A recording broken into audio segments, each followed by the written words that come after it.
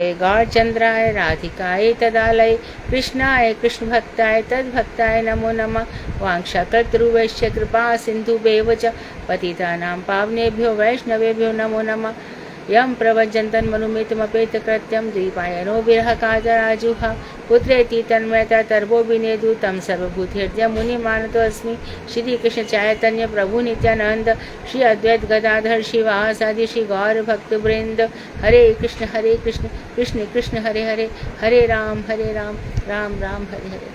मैं सर्वप्रथम मध्य गुरु पाद पद्म परमाराध्यतम मित्र प्रविष्ट ओम विष्णुपाद अष्टोत्तर शत श्रीमद भक्ति वेदांत श्री नारायण गोस्वामी महाराज मध्य शिक्षा गुरु पाद पद्म परमाराध्यतम अष्टोत्तर शत श्रीमद भक्ति वेदांत श्री नारायण गोस्वामी महाराज के अभय चरण सरोज में अनंत कोटि दंडवत प्रणाम ज्ञापन कर उनकी अहत कृपा की वांछा करती हूँ।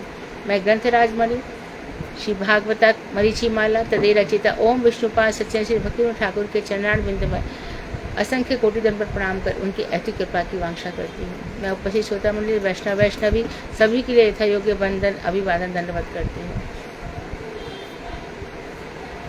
सुधा प्रश्न शुरू करें, जिसे समय बचेगा तो हम आगे का कोर्स करेंगे। जी हरे कृष्णा दीदी। पहला सेक्शन साधना दीदी ने बनाया दीदी, उन्होंने भी ज्वाइन किया। साधना दीदी हरे कृष्ण। हरे कृष्णा दीदी दंडवत प्रणाम। हरे कृष्णा निकाल रहे हैं, एक सेकंड। हाँ। सॉरी मैं लेट हो गई आज। पहला दीदी आप नाम ले लोगे? सुधा दीदी। हाँ जी मैं ले लूँ। ठीक है। भगवत विषय के अनुभव को संदेश के रूप में किसी को बताना क्या कहलाता है? आप लोग हैंड रेज करिए, जिसको आंसर आता है हाथ उठा लीजिए। हाँ सी बोलिए, आपसे शुरू करें। हरे कृष्णा दीदी दंडवत प्रणाम। मैं उस श्री सार्वभौम महाशय की वंदना करता हूँ जिनके हृदय में श्री गौरांग महाप्रभु की कृपा से प्राप्त श्री भागवत का तत्व संपूर्ण रूप से उदित हुआ था। ठीक है दीदी, मैं पहली बार दे रही हूँ। क्या नाम है तुम्हारा? दीदी मैं मंजरी दासी हूँ। मंजरी, तुम आगे क्लास में है? जी दीदी। तुम्हारा उत्तर गलत कैसे हो सकता है, तुम बताओ। साधना उसका उत्तर सही है? नहीं दीदी। हाँ तो बताओ इनको। दक्षिणा, भगवत विषय के अनुभव को संदेश के रूप में किसी को बताना दक्षिणा कहलाता है। अच्छा तो ये दीदी ने उन्होंने प्रश्न भेजा था ना, तो उसमें से मैं ऊपर प्रश्न है शुरू में जो हमें अनुभव है वो हम दूसरों को दे रहे हैं, यही हमारी गुरु दक्षिणा है। अपने रियलाइजेशंस को दूसरों के साथ शेयर करना ही दक्षिणा है। लेकिन यहाँ भी हमारे गुरु वर्ग क्या कहते हैं कि जो हमसे उन्नत भक्त हो उसी के साथ शेयर करो, जो हमसे उन्नत है उसी के साथ। अपने से कनिष्ठ भक्त के साथ शेयर मत करना, वो सुनेगा जरूर लेकिन उपहास करेगा। अगला प्रश्न। हाँ जी दीदी। श्री कृष्ण भगवान में 6 भक्त कौन से हैं? अनुराधा दासी दीदी आप बोलिए।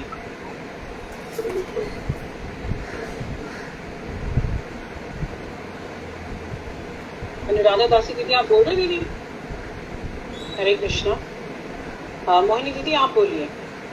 हरे कृष्णा दीदी दंडवत प्रणाम। भगवान श्री कृष्ण में 6 भाग हैं, ऐश्वर्य, श्री, यश, वीर्य, ज्ञान और वैराग्य। वीर्य को बल भी कहते हैं। ओके दीदी मैं लिख लेती हूँ। अगला क्वेश्चन है दीदी, निरपेक्षता का क्या तात्पर्य है? निरपेक्षता। सत्यवती खंडेलवाल दीदी। सत्यवती दीदी।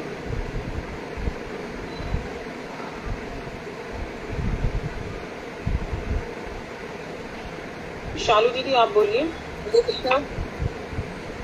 अच्छा बोलिए सत्यवती दीदी बोलिए। आज अभी झटकना है, एक सेकंड बस। दीदी कहाँ से हो रहे हैं ये क्वेश्चन आंसर, कौन से पूछते हैं? थर्ड क्वेश्चन है दीदी ये, कौन से पेज नंबर 19। हाँ बोलती हूँ, एक मिनट। निरपेक्षता आदि गुणों का नाम श्री सौंदर्य है, सुख एवं दुख के विनाश का नाम ही सुख है, काम सुख की अपेक्षा का नाम दुख है, बंधन दुख है। मतलब ये प्रश्न रिपीट करो। प्रश्न दीदी, निरपेक्षता का क्या तात्पर्य है? निरपेक्षता मतलब कोई अपेक्षा नहीं रखे।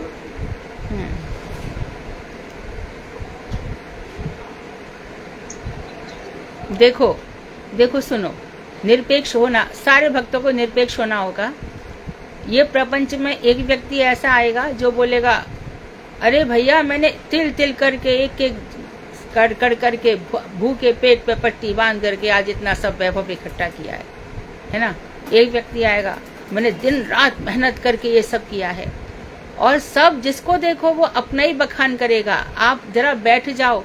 आज की स्थिति ऐसी हो गई है कि हर व्यक्ति इतना डिप्रेस्ड, फ्रस्ट्रेटेड है, इतनी कुंठाएं हैं कि उसको कोई व्यक्ति चाहिए जिससे वो अपनी भड़ास निकाल सके, अपना सब कुछ सुन सके। तो लेकिन जो वैष्णव भक्त होते हैं, ना किसी की सुनते हैं और ना अपनी प्रपंच की बातें कहते हैं।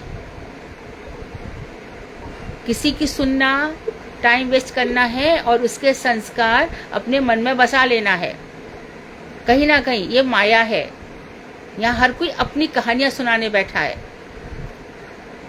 बड़ी भयंकर स्थिति है। तो भक्त लोग निरपेक्ष होकर इस संसार में रहेंगे, ना किसी के सुख दुख को सुनेंगे। हमारी कोई निंदा कर रहा है या स्तुति कर रहा है वो भी नहीं ध्यान देंगे। हमारा सुख दुख भूख प्यास जो कुछ भी है वो हमारी है, हम किसी के साथ शेयर नहीं करेंगे। जो कुछ भी है भगवान के आगे या फिर अपने सुन्नत वैष्णव के सामने। ये निरपेक्ष होना है। आगे बोलिए। पंडित कौन है? रेणु दीदी आप बोलिए। हरे कृष्णा दीदी, बंधन तथा मोक्ष तत्व के विज्ञान को जानने वाला ही पंडित है। ठीक है दीदी। नर्क क्या है? Question number 5। योगिता शर्मा दीदी आप बोलेंगे। हरे कृष्णा। योगिता दीदी। हरे कृष्णा दीदी, दोनों का नाम। मानव के तमोगुण की वृद्धि होना ही नरक है।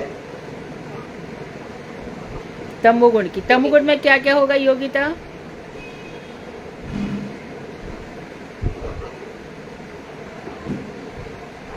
दीदी हाँ दीदी ने बताया था। तमोगुण में बोलो योगिता। बोलो। जितने भी दुर्गुण है सब तमोगुण है। राक्षसों के अंदर तमोगुण होते हैं। जो झूठ बोलता है, चोरी करता है, दगाबाजी करता है, धोखा देता है, धोखा खाता है, ये सब तमोगुणी जीव है।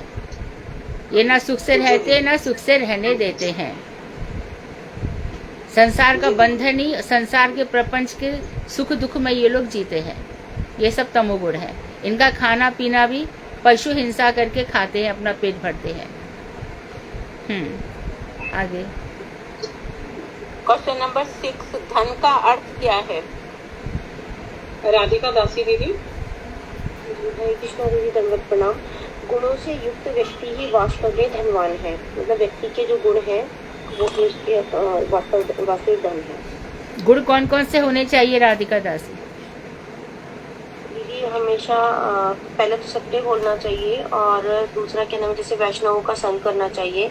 कभी भी नीच जो लोग होते हैं, जैसे अभी आपने आसुरी शक्ति वाले बताए थे, प्रवृत्ति वाले, तो उनका संग नहीं करना चाहिए। हाँ। बच के रहना चाहिए उन लोगों से। और भक्ति ही सबसे बड़ा गुण है। ये गुण नहीं है कि वो डॉक्टर बन गया, धनवान बन गया, वकील बन गया, बिल्डिंग बना ली, कॉन्ट्रैक्टर बन गया। वो सब गुण बिल्कुल भी नहीं है। वैष्णव संग करना, सत्य बोलना, चोरी ना करना, बड़ों की आज्ञा का पालन करना, किसी को दुख ना देना, ये सब इन गुणों से युक्त व्यक्ति ही धनवान होता है। अगला क्वेश्चन है दीदी, मूर्ख कौन है? गौड़िया लोग मूर्ख को बालिश कहते हैं ना, पता है आप लोगों को? ये बालिश है। प्रभुपाद जी भी बालिश ही कहते थे, परम गुरुदेव भी। ओपी वाली जी आपने हैंड रेज किया है, आप बोलेंगे क्या? हिंदू भाई बोल रही है बेटा। आप ही बोलिए फिर। प्रश्न नंबर 7 है ना? हाँ जी दीदी।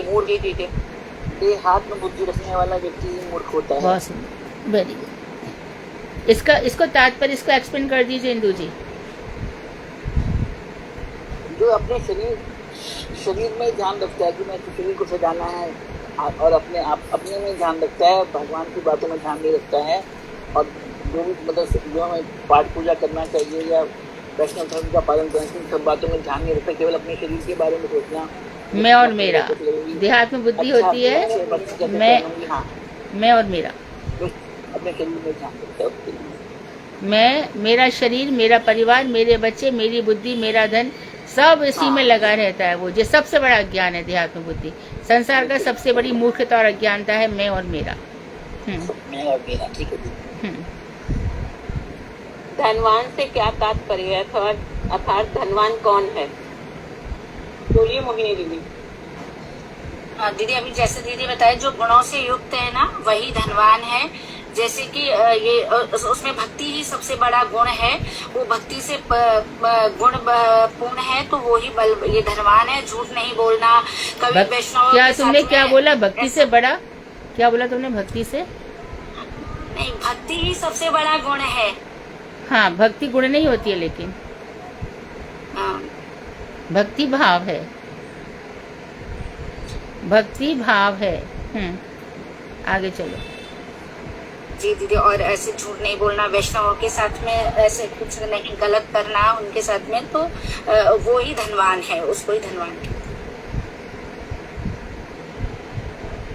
साधना से ये उत्तर है। हाँ जी दीदी। हाँ, तो आगे चलो।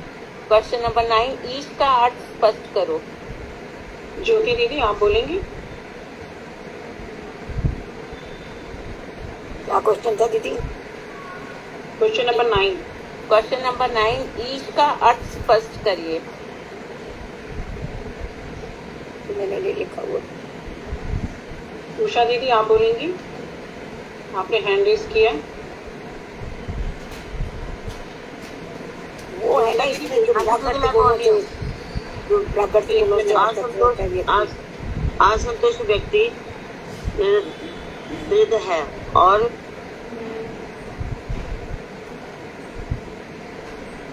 व्यक्ति कृष्ण के प्रति गुणों अथवा हरे कृष्ण दीदी, मैं रिपीट करूँ उसको?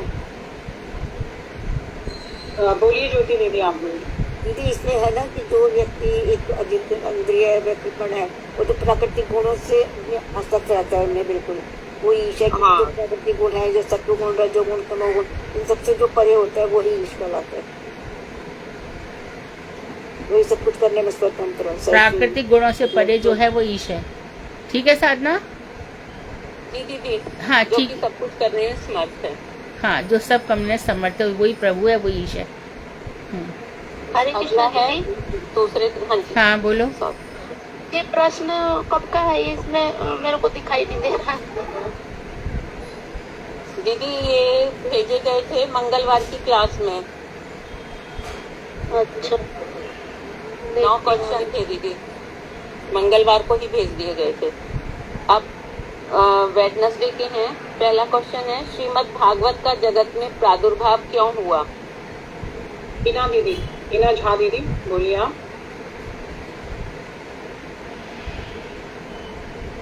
हरे कृष्णा दीदी, दंडवत प्रणाम। दंडवत। जैसा कि दीदी पहले बताई थी कि जो नारद मुनि जब व्यास मुनि से जब मिलते हैं तो बड़ा वो दुखी है, और उनसे प्रकट वो बोलते हैं कि जो आपका दुख का कारण, आपने इतना सारा पुराण आपने लिख दिया, लेकिन आपने भगवान का जिसमें भक्ति परक है वो आपने ग्रंथ लिखा ही नहीं, तो इसलिए आप श्रीमद् भागवत ग्रंथ का उन्होंने वो रचना की व्यास देव। भक्ति का विशेष रूप से भगवान श्री कृष्ण की लीलाओं का गुणगान नहीं किया, उनके निर्मल यश का गान नहीं किया। जी जी। दूसरा क्वेश्चन है, श्री नारायण कहाँ पर, किसके साथ और किसके लिए तपस्या कर रहे हैं? हरे कृष्णा गुंजा दीदी, आपने अभी रिसेंटली ज्वाइन किया और आप दीदी को बहुत प्रेज करते हो, काफी इमोजीज और कम इम्प्रेशन आपके आते रहते हैं, तो आप देंगे इसका जवाब? Question number 2। कौन, किससे बात कर रही हो आप सुधा? दीदी ये गुंजा है, गुंजा के नाम से ये इन्होंने ज्वाइन किया अभी। हरे अच्छा। कृष्णा दीदी, हरे कृष्णा दीदी, दंडवत प्रणाम। हाँ दीदी मैं अभी नई ज्वाइन हूँ, मैं बहुत ज़्यादा जानकारी रखती नहीं, मैं सुन रही हूँ अभी तो। हाँ। So sorry. नो नो नहीं, कोई प्रॉब्लम, बात नहीं, नो चलिए, प्रॉब्लम, नो प्रॉब्लम। अगर आपके पास है तो आप उससे पढ़िए साथ में, एक दो क्लास का आप रिप्लाई भी करना शुरू कर देंगी, और अगर ग्रंथ नहीं है तो मंगवा लीजिए, कोई बात नहीं। प्रणाम दीदी। दीदी दंडवत के विषय में थोड़ी जानकारी बाद में मुझे बता दीजिए क्लास के बाद आप पूछ लीजिए। जी जी जी। अनिता दीदी आप बोलेंगी?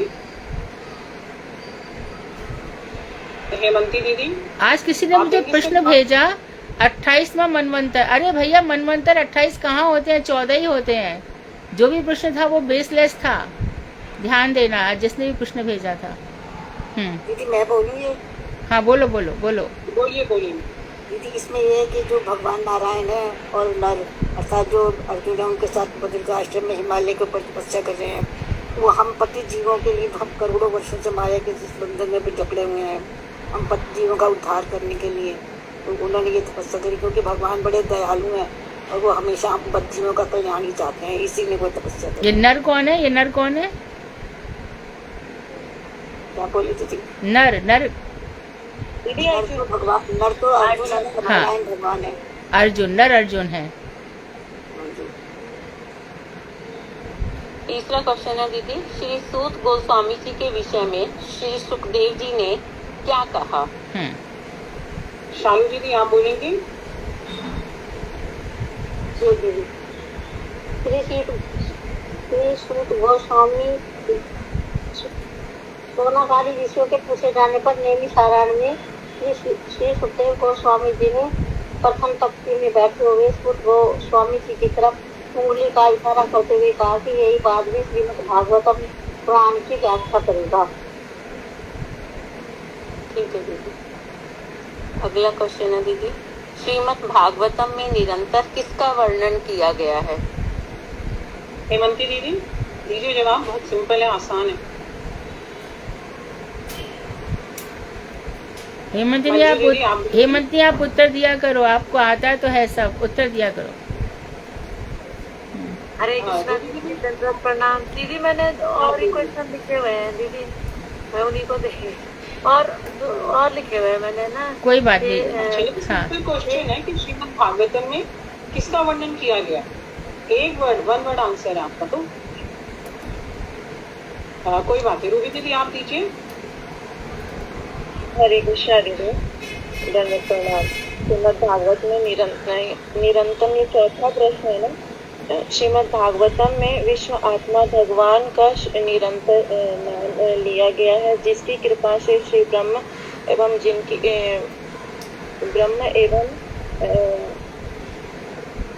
दीदी क्लियर नहीं है, जिनकी कृपा से श्री ब्रह्मा एवं जिनके क्रोध से श्री रुद्र उत्पन्न हुए हैं। हाँ जी हाँ जी हाँ जी। अगला क्वेश्चन है दीदी, पांचवा, श्रीमद् भागवत कैसे उदित हुआ? अनुराधा दासी दीदी असम बोलिए। हरे कृष्णा, दंडवत प्रणाम दीदी। संपूर्ण वेदों और जो भी हमारे रामायण महाभारत आदि इतिहास हैं उनके सार को संग्रह करके ही श्रीमद् भागवत जी का उदय हुआ। ठीक है दीदी। 6th क्वेश्चन है, श्री सुखदेव जी को श्रीमद् भागवत की शिक्षा किसने प्रदान की? विनीता दीदी बोलिए।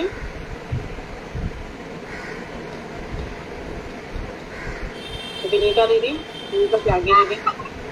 कृष्णा दीदी, मैं बोलूं? दीदी मैं बोलूं दीदी? हरे कृष्णा दीदी। एक मिनट, जिसका नाम लिया ना अगर वो बोलते हैं तो ठीक है, नहीं तो फिर अनिता दीदी आप बोलिए। अनिता त्यागी। हरे कृष्णा दीदी, दंडवत प्रणाम दीदी। वेद व्यास जी ने इस ग्रंथ का संग्रह करके आत्मविद शिरोमणि अपने पुत्र श्री सुखदेव को इसकी शिक्षा प्रदान की थी। ठीक है दीदी। क्वेश्चन नंबर 7, श्रीमद् भागवत अमृत का सागर स्वरूप है, कैसे? ज्योति दीदी बोलिए, स्पीकर ऑन करिए। दीदी इसमें एक तो ये है कि वो अमल पुराण है, उसमें कोई उसमें वो मल नहीं है, और ये साधु समाज में जो इतने पुराने हैं सब में इसी की प्रधानता रहती है, और यही जो है वो मतलब सबको सुनने लायक यही है, इसी से सबका कल्याण होगा, क्योंकि इसमें भगवत भगवान की लीलाओं का वर्णन है संपूर्ण, इसीलिए वो सब सुख का सागर है, अमृत का सागर है। ठीक है दीदी, इसमें वो जो हमारा तीसरा श्लोक है वो भी बोल सकते हैं कि निगम कल्पतरु गलितम फलम निगम कल्पतरु विग्रह संयुतम। ठीक है दीदी। 8वां क्वेश्चन है, अप्राकृत विषय का निरूपण किसके द्वारा नहीं किया जा सकता? बिमला दीदी, बिमला बेरीवाल दीदी, बोलिए दीदी, स्पीकर ऑन करिए।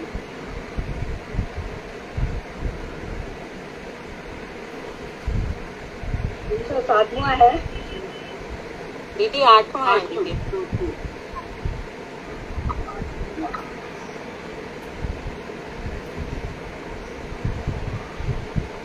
बोलो, कोई और बोलो, आगे चलो। शैला दीदी आप बोलिए।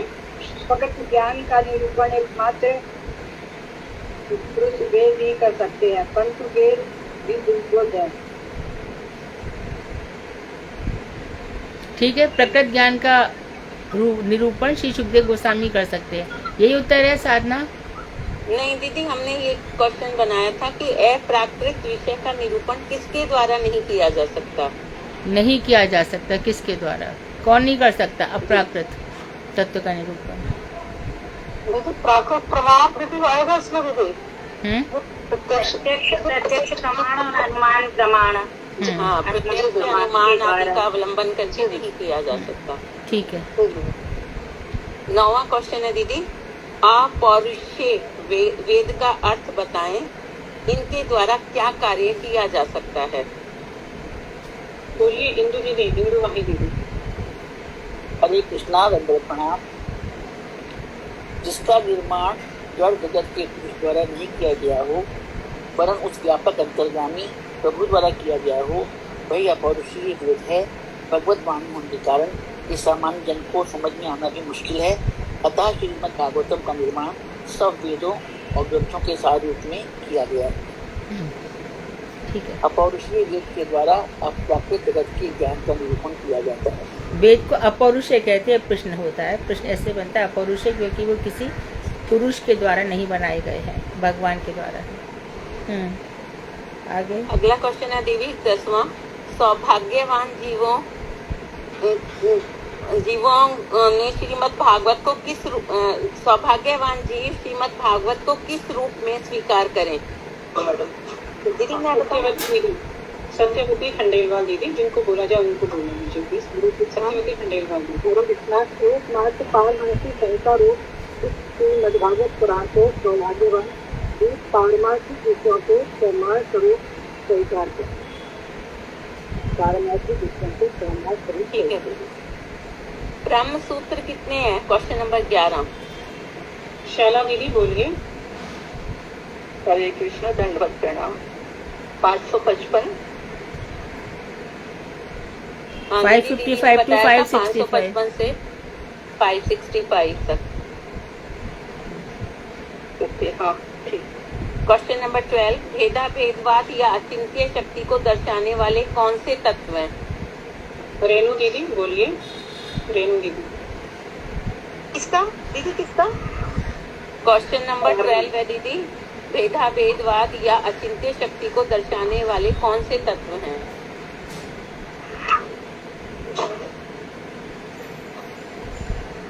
दीदी मैं बोलूँ। दीदी ईश्वर, जीव, माया और जगत, ये 4 तत्व हैं जो अचिंत्य शक्ति को दर्शाने वाले।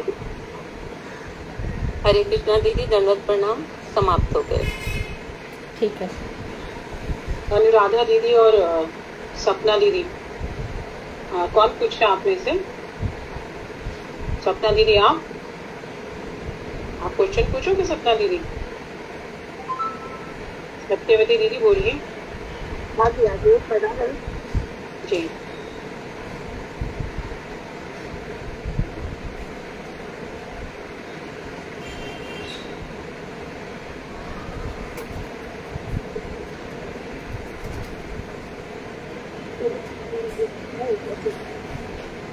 आप कुछ भी करिए, पूछना जरा। हाँ जी, हाँ जी। आप पूछना शुरू करिए, मेरे को क्वेश्चन का वो लिस्ट है ना, दिख नहीं रही है। अच्छा, ठीक है, कोई बात। साधना दीदी करिए। हाँ जी, आपने पहला क्वेश्चन है श्रीमद् भागवत किसकी कृपा से और किसके हृदय में उदित हुई? अनुराधा दासी। अच्छा एक सेकंड अनुराधा दीदी, एक मिनट आप बोलिए। मंजरी दीदी बोलिए। हाँ, इसी का मैं उत्तर दी थी, मेरे को सुनाई कुछ और दिया था। मैं उन श्री सार्वभौम महाशय की वंदना करता हूँ जिनके हृदय में श्री गौरांग महाप्रभु की कृपा से प्राप्त श्रीमद् भागवत तत्व संपूर्ण रूप से उदित हुआ था। ठीक है दीदी। देखो, अगला क्वेश्चन है, हाँ, ये सार्वभौम भट्टाचार्य को प्रणाम किया गया है ना, और इनकी वजह से ये हुआ है। ठीक है, मैं बाद में डिस्कस करूंगी आगे। हाँ, आगे चलो। ये जो हमारी दूसरी किरण है, इसको जिस श्लोक से शुरू किया गया है उस श्लोक को बोलना है और उसका अर्थ भी स्पष्ट करना है। दीदी मैं इसके लिए प्रयास करती हूँ। किसी ने मुझे कहा था कि आप बोलो तो मैं कोशिश करती हूँ। श्लोक दूसरा श्लोक है ये प्रथम स्कंद प्रथम अध्याय का। धर्मः प्रोचित ज्ञात्वात्र परमो निर्मत्सराणां सतां वेद्यं वास्तव मात्र वस्तु शिवदं तापत्रयोन्मूलनम्। श्रीमद्भागवते महामुनि कृते किवां परेरीश्वरः सद्यो हृदवरुद्धेत कतिभिः शुश्रूष। इसका संधि विच्छेद होगा, हृदय अवरुध्यते, दा और ई मिलकर के या बन गया। हाँ जी, और इसका जो अर्थ है इस श्लोक में श्रीमद् भागवतम की वैशिष्टि के साथ साथ पाठक व दयालु साधुओं का परम धर्म निरूपित हुआ है। परम धर्म के बारे में बताया गया है। महामुनि नारायण जो कि स्वयं श्री वेद व्यास जी भगवान के अंशावतार हैं, उनके शक्त्यावेशावतार, उनके द्वारा ये रचित है। कर्म ज्ञान और भक्ति मूलक अन्य शास्त्रों की अपेक्षा श्रीमद् भागवतम की श्रेष्ठता इसमें दर्शाई गई है। श्रीमद् भागवतम में द्वेष रहित, ईर्ष्या रहित, सभी जीवों के प्रति समान भाव रखने वाले साधु भक्तों के लिए पूर्णतया कपटता रहित और वेदों का प्रतिपाद्य विषय शुद्ध भक्ति का उपदेश दिया गया है। यह जीवों के त्रिताप आदि भौतिक, आदि दैविक और आध्यात्मिक को नष्ट करने वाला कल्याणप्रद और परम संबंध अर्थात जीव का भगवान से जो संबंध है उसका निरूपण किया गया। और इस श्लोक में त्रिताप का अर्थ है, 3 चीजें उन्होंने बताई हैं। पहला है कृष्ण बहिर्मुखता, दूसरा जड़ देह में आत्माभिमान और तीसरा स्वरूप भ्रम, जीव को अपना स्वरूप भ्रम। इस ग्रंथ के अध्ययन से परमानंद का अनुभव कराने वाले अद्वैत ज्ञान वस्तु का भी अनुभव होता है।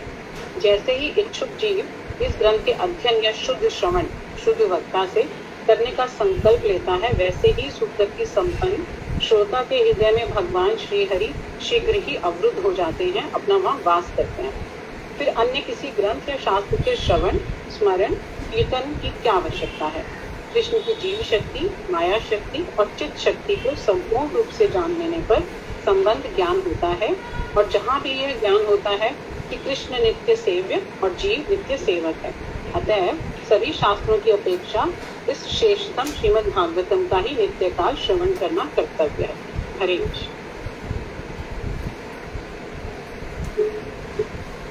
नेक्स्ट तीसरा क्वेश्चन है दीदी, 4 युग में से किसके गर्भ से श्री वेद व्यास जी ने जन्म ग्रहण किया?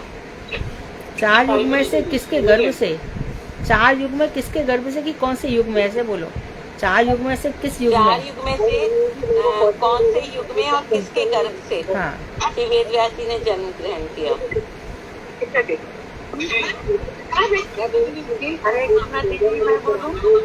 फाल्गुनी दीदी को बोलने दीजिए प्लीज।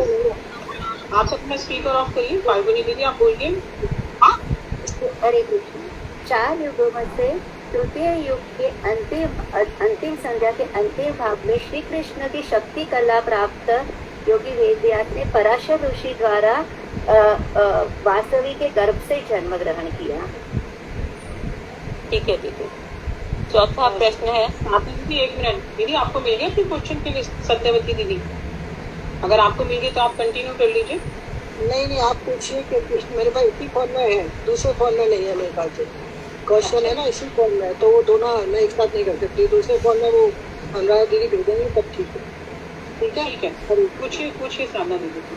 चौथा प्रश्न है दीदी, ऋषि वेद व्यास जी ने क्या देखकर एक वेद को 4 भागों में विभाजित किया? अनुराधा दासी दीदी। हरे कृष्ण दीदी, दंडवत प्रणाम। ऋषि वेद व्यास जी ने अपने दिव्य चक्षु के द्वारा जब उन्होंने देखा कि काल बहुत अव्यक्त गति से, तेज गति से के कारण युग युग में युग धर्म का वो हास हो रखा है। और जन साधारण के दुर्भाग्य को देखकर उन्होंने भी वैदिक का विस्तार किया और उनको विस्तार करने की भावना से एक ही वेद को फिर उन्होंने 4 भागों में विभाजन। क्वेश्चन नंबर 5, 4 वेद कौन कौन से हैं और चारों वेदों में कौन कौन से मुनि पारंगत हुए? विनीता त्यागी दीदी बोलिए। हरे कृष्ण दीदी। दीदी 4 वेद है, ऋग्वेद, यजुर्वेद, सामवेद और अथर्ववेद। अथर्व बोलो विनीता। अथर्ववेद दीदी। और जो पैल हैं वो ऋग्वेद में पारंगत हैं और कवि जैमिनी सामवेद में और वैशंपायन यजुर्वेद में पारंगत हुए और अर्थवेद में दारुण, सुमंत मुनि और इतिहास पुराण में रोम हर्षण पारंगत हुए। दीदी वो अगला क्वेश्चन है तो रोम हर्षण वाला। पंचम वेद आप उसको स्किप कर दो, नेक्स्ट पे आ जाओ, 7th में आ। दीदी पंचम वेद तो बताएंगे ना, कौन सा है पंचम वेद? ठीक है कंटिन्यू। पंचम वेद कौन सा है? रूबी दीदी आप बोलेंगे। हरे कृष्ण। रूबी दीदी। हरे कृष्ण दीदी। पंचम ने ऋग्वेद के कवि जैमिनी ने सामवेद और वैशंपायन यजुर्वेद के पारंगत हुए। 5वां तो दीदी श्रीमद् भागवतम का ही जो व्यास देव ने को किया था वही है ना? नहीं दीदी, इतिहास पुराण जो है पंचम वेद है। जिसमें रोम हर्षण जो वेद व्यास जी के पिता हैं वो पारंगत हुए थे। ठीक है। 7वां क्वेश्चन है दीदी, श्री वेद व्यास जी ने महाभारत ग्रंथ की रचना क्यों की? राधिका दासी दीदी। जी दीदी। जो लोग केवल कर्म को ही श्रेय कर मानते हैं उनके उपकार के लिए कृपा पूर्वक श्री व्यास मुनि ने महाभारत नामक ग्रंथ की रचना की थी। ठीक है दीदी। 8वां क्वेश्चन है, श्री वेद व्यास जी अपने को अपूर्ण काम क्यों अनुभव कर रहे थे? हेमंती दीदी ये तैयार किया हमने, इसको दीजिए जवाब। हरे कृष्णा दीदी। धन्यवाद प्रणाम।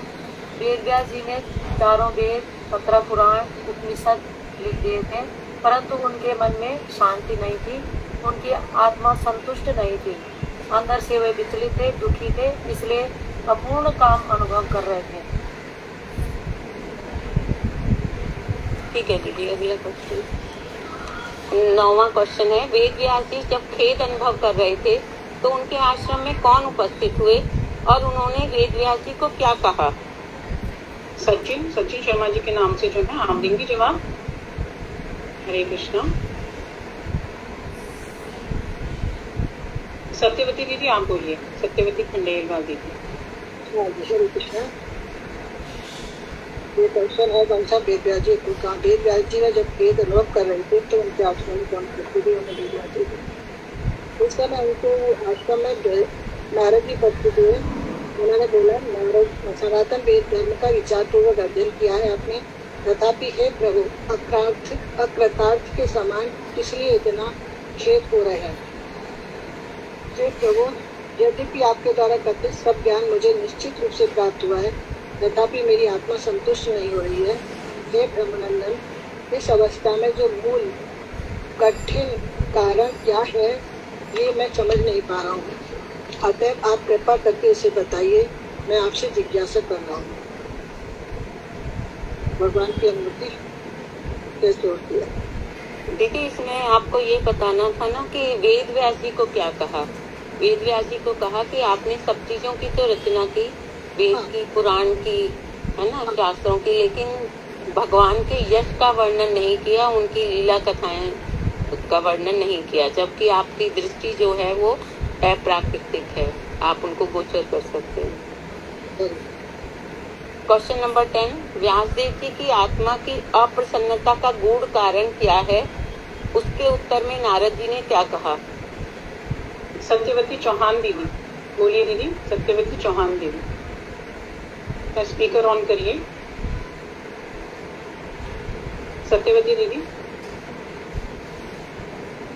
आपने हैंड रेज किया हुआ है। मीना झा दीदी बोलिए। जी दीदी, हरे कृष्णा। नारद जी उपस्थित हुए और बोलते हैं कि हे बादरायण, आपने भगवान के अमल यश का स्पष्ट रूप से वर्णन नहीं किया है। मैं निश्चित रूप से समझ रहा हूँ इसी न्यूनता के कारण आपकी आत्मा संतुष्ट नहीं हो रही है। ठीक है दीदी, हरे कृष्ण। अगला क्वेश्चन नंबर 11, भक्ति के साथ ज्ञान की तन्मयता कैसे सिद्ध होती है? शैला दीदी आप बोलेंगी। हरे कृष्णा दीदी, मैं बोलूं? हरे शैला दीदी कृष्णा। को बोलने दीजिए। जी बोलिए दीदी।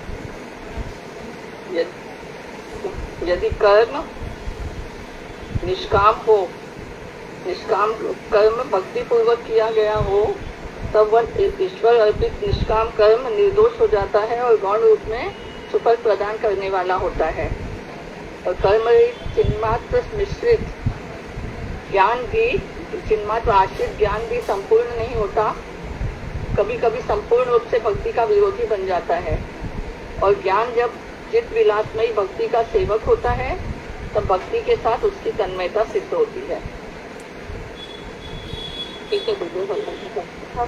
दीदी एक सेकंड दीदी, इसको थोड़ा ये ऐसे करके बोल सकते हैं कि मतलब जो दीदी ने थोड़ा सा बताया था कि जब निष्काम कर्म और ज्ञान भक्ति को जब हम पूर्णतम रूप से अंगीकार, जब निष्काम कर्म और ज्ञान भक्ति को जब पूर्णतम रूप से अंगीकार करता है, और उसमें जब ज्ञान जब है, जब चित्त विलास में भक्ति को सेवक होता है। और मतलब दीदी ने और आसान करके बताया था, जहाँ पर हमारा खाना पीना उठना बैठना सारी क्रियाएं भक्ति से सारोबार हो जाती हैं, सब कुछ कृष्ण के लिए हो जाती हैं, जहाँ अपने लिए कुछ नहीं रह जाता, उसी समय मतलब वो जो सेवा, सब कुछ उनकी सेवा के लिए समर्पित हो जाता है। जैसे गोपियाँ और प्रहलाद के उदाहरण से बताया था कि गोपियाँ इतनी ज़्यादा तन्मय हो जाती थी कि वो मतलब जैसे पूतना वाला जो कुछ भी उनके सामने हुआ था, वो सारी लीलाएं उनका अनुकरण भी करने लगी। ठीक है, आगे। अगला क्वेश्चन है दीदी, क्वेश्चन नंबर 12, श्री नारद जी ने व्यासदेव जी को कृष्ण लीला का दर्शन और कृष्ण लीलाओं का अनुसंधान करने के विषय में क्या कहा? दीदी मैं बता दूंगी। फाल्गुनी दीदी आप बोलेंगे। हाँ दीदी, हरे कृष्ण। व्यासदेव जी कहते महाभाग, आपकी दृष्टि अमोघ है, आपका यश निर्मल है, आप सत्यपरायण एवं द्रजवत है, अतएव आप अपनी चित्त सत्ता को जड़ाभिमान सत्ता से भक्ति समाधि के द्वारा पृथक करने पर चिन्मय कृष्ण लीला का दर्शन कर पाएंगे और अक्षम जीवों को भवबंधन से मुक्त कराने के लिए महापराक्रमशाली भगवान श्री कृष्ण की लीलाओं का अनुसंधान करें।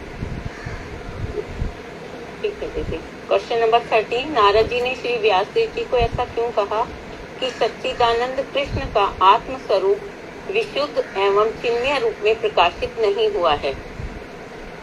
ये लास्ट क्वेश्चन है, तो वो बोलिए जिसने अभी तक नहीं बोला है। अगर आंसर आता है तो बोलिए। सुचित्रा दीदी के नाम से है यहाँ पर। श्यामा दीदी, संध्या दीदी आप हो ना? आप देंगी जवाब। रेवती दासी दीदी राधे के नाम से भी है यहाँ पर। और ये पूनम दीदी आप देंगी जवाब। हरे कृष्ण। एक मिनट दीदी, ये लास्ट क्वेश्चन है, देखते कोई ट्राई करे तो। हाँ बोलिए पूनम दीदी, आपने स्पीकर ऑन करा है, बोलिए प्लीज। हरे कृष्णा दीदी, दीदी मैं भी अभी नई जुड़ी हूँ ना, मैं भी सुनी बिल्कुल, और मेरे पास ग्रंथ भी नहीं है ना, तो मैं पीडीएफ में देख रही थी दीदी अभी। अच्छा ठीक है। गुड्डी दीदी के नाम से जो है वो बोलिए। पुष्पा दीदी आप ट्राई करोगे? हरे कृष्णा। लास्ट क्वेश्चन है पुष्पा दीदी। दीदी मैंने तैयार नहीं किया। अच्छा कोई बात। सुषमा दीदी आप, मैं बोलूं दीदी? एक मिनट, सुषमा दीदी आप बोल रहे हो? कौन बोलना चाह रहा था? दीदी मैं बोलूं? हाँ शालू दीदी बोलो। उन्होंने ऐसा इसलिए कहा क्योंकि वेद व्यास जी ने जिन भी वेद पुराण और उपनिषदों की रचना की, उनमें कहीं भी भगवान कृष्ण की रसमय लीलाओं का वर्णन नहीं था, और इन सब का अध्ययन हम जड़ जगत का मायाबद्ध जीवित वस्तु का आश्रय ग्रहण नहीं कर सकता। जैसे आंधी में फंसे नौका स्थिर नहीं रह सकती। हरे कृष्ण। हरे कृष्णा दीदी, दंडवत प्रणाम। सारे क्वेश्चंस हो गए हैं। ये सपना दीदी अनुराधा मिलकर प्रश्न बनाते हैं, लेकिन अनुराधा प्रश्न के सेशन में कभी नहीं आती। यदि वो नहीं आती है तो she should not be allowed to make the questions. Since 3 or 4 times हम लोग यही नोट कर रहे हैं कि वो कभी नहीं होती हैं।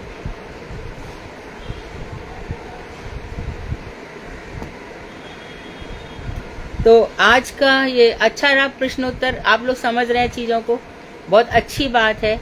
श्रीमद् भागवत में हम लोग प्रवेश करने का प्रयास कर रहे हैं। आप लोग अच्छी तरह से जानते हैं कि श्रीमद् भागवत जब हमारे जीवन में आती है तब इतना ज़रूर हमें समझ लेना चाहिए कि अब जीवन कम होने लगे हैं। अब इस जो अनादिकाल से कृष्ण बहिर्मुखता चल रही थी, तो इसमें एक चीज़ है कि जब मनुष्य ग्रंथ पढ़ता है, उसके रियलाइजेशंस होते हैं, अनुभव करता है, कुछ बातें ज़रूर ऐसी होती है कि जो उसके जीवन में अपनी ही होती हैं, जो दूसरों की नहीं होती। इसलिए कहा जाता है कि जो कुछ कर रहे हो वो अपने आप से शुरू करो। संकीर्तन करना है मिलकर, साधना करनी अकेले। संकीर्तन मिलके करो, श्रीमद् भागवत मिलके सुनो, सब एक साथ बैठ करके सुनो। लेकिन जहाँ साधना की बात है वो अकेले करनी होगी, क्योंकि चक्रवर्ती ठाकुर ने, प्रभुपाद जी ने हमें यही बताया है अपने जीवन में भी और अपने उपदेशों में भी। इसी के लिए सब लेवल्स बनाए गए हैं कि कौन व्यक्ति, कौन साधक कौन से स्तर पर है। देखो, जब वैष्णव अपराध होता है तो सबसे पहले जीवन में हमारी सबसे श्रेष्ठ अवस्था क्या है कि हम काशनी हैं। काशी मतलब कृष्ण के ही भक्त हैं। तो फिर दूसरी अवस्था है कि हम वैष्णव हैं। तो वैष्णव अर्थात विष्णु तत्व को जानने वाले। तो बहुत से लोग भगवान श्री राम के भी भक्त होते हैं, भगवान विष्णु के भक्त होते हैं। बहुत से ऐसे भी लोग हैं जो मात्र नरसिंह देव की उपासना करते हैं, वो भी वैष्णव माने जाएंगे। विष्णु तत्व जितने भी है, बहुत से ऐसे भी लोग हैं गोकुल में जो भैया बलराम को ही मानते हैं। और ऐसे चले जाओ तो बहुत से लोग नित्यानंद ठाकुर के बहुत बड़े डिवोटीज हैं, ये सब वैष्णव माने जाएंगे।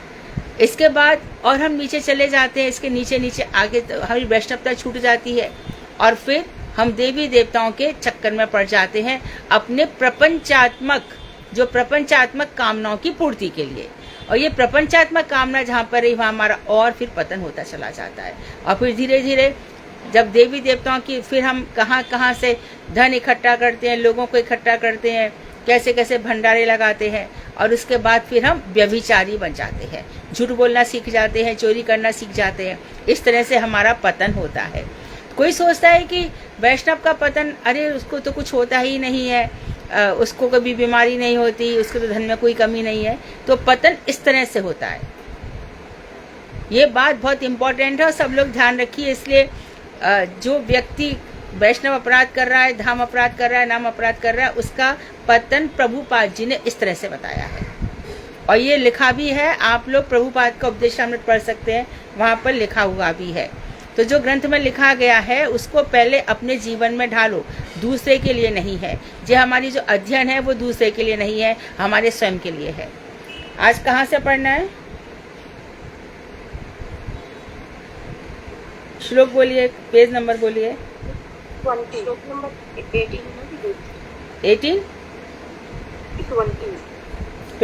नहीं ठीक बोलिए। 18 से करना दीदी, आज शुरू 17 तक हो चुका था। ठीक है, पेज नंबर 29, 18 श्लोक। तो व्यास जी से कहा जा रहा है, आगे बता रहे हैं, अथो महाभाग भवान मोगदृक शुचिषवा सत्यर्थो धृतव्रताः उरुक्रमास्य अखिल बंधु मुक्तये समाधिनुस्मर तद विधि चेष्टितम।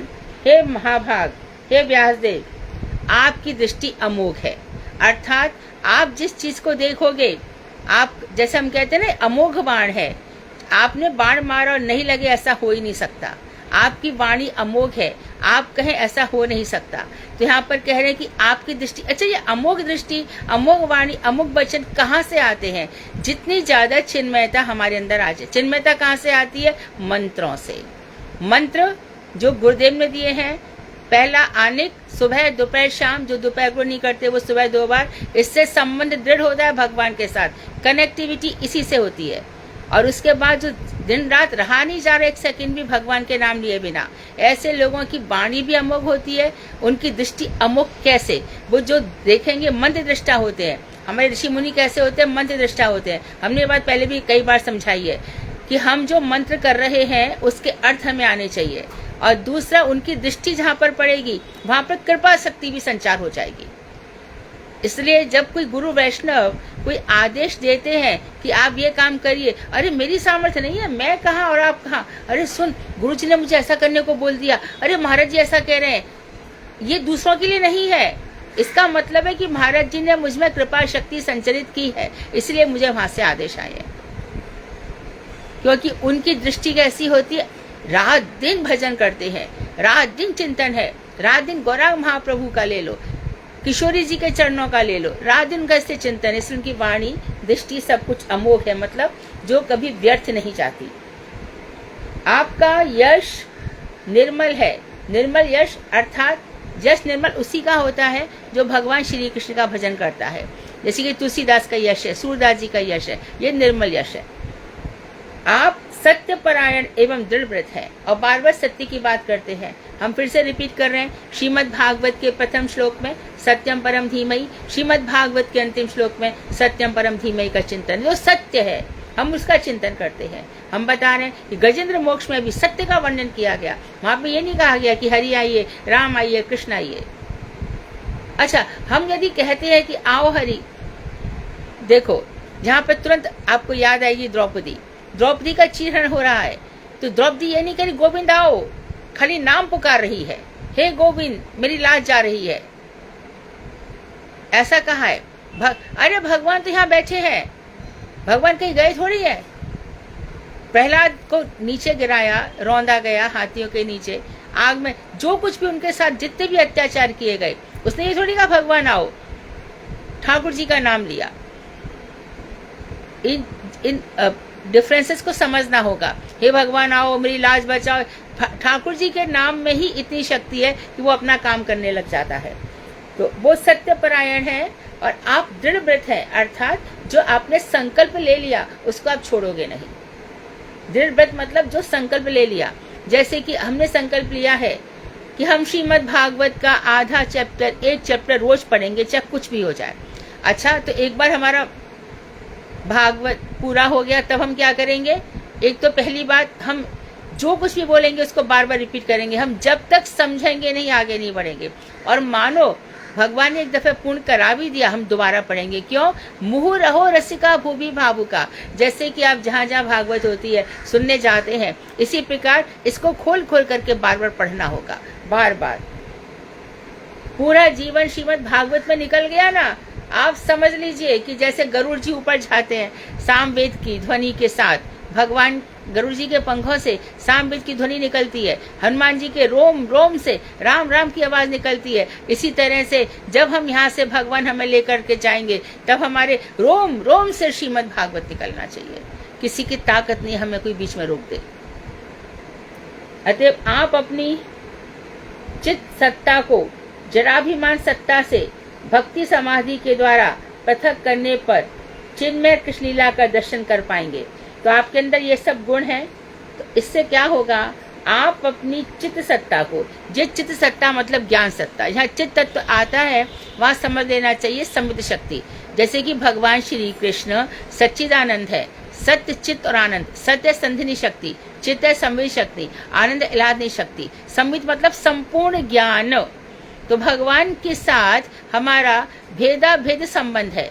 भगवान से भेद इसलिए है कि उनका ज्ञान संपूर्ण है, हमारा ज्ञान थोड़ा उनसे कम है, लेकिन है।